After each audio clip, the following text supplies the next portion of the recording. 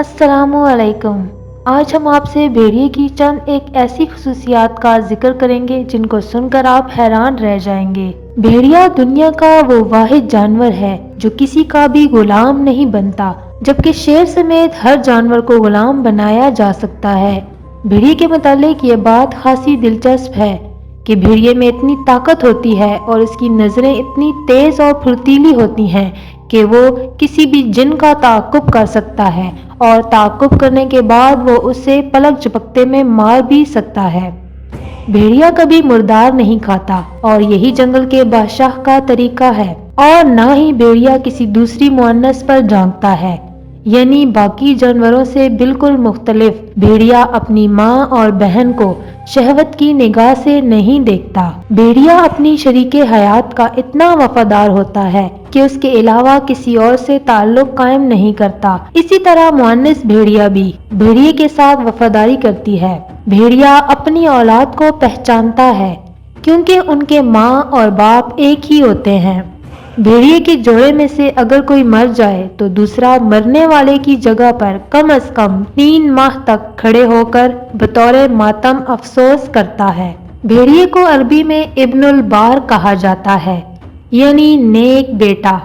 ये इसलिए कहा जाता है कि इसके वालिदैन जब बूढ़े हो जाते हैं तो ये इनके लिए शिकार करता है और उनका पूरा ख्याल रखता है।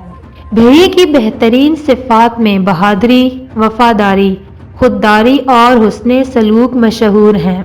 भेड़िए जब एक जगह से दूसरी जगह जा रहे होते हैं तो वो बतौर कारवान में कुछ इस तरह से चलते हैं। सबसे आगे चलने वाले बूढ़े और बीमार भेड़िए होते हैं।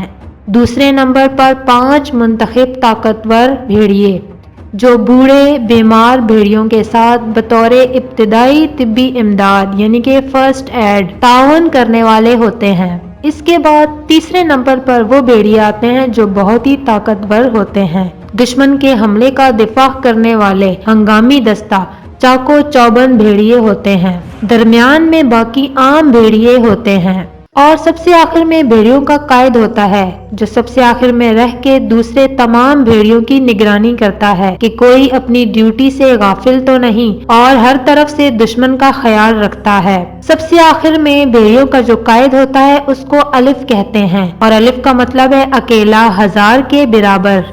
एक सबक जो हमारे लिए बाइसे इबरत है कि भेड़िए खुद अपना कायद मुंतखब करते हैं, इसीलिए तुर्क और मंगोल उससे प्यार करते हैं और ये तुर्क और मंगोलों का कौमी जानवर भी है।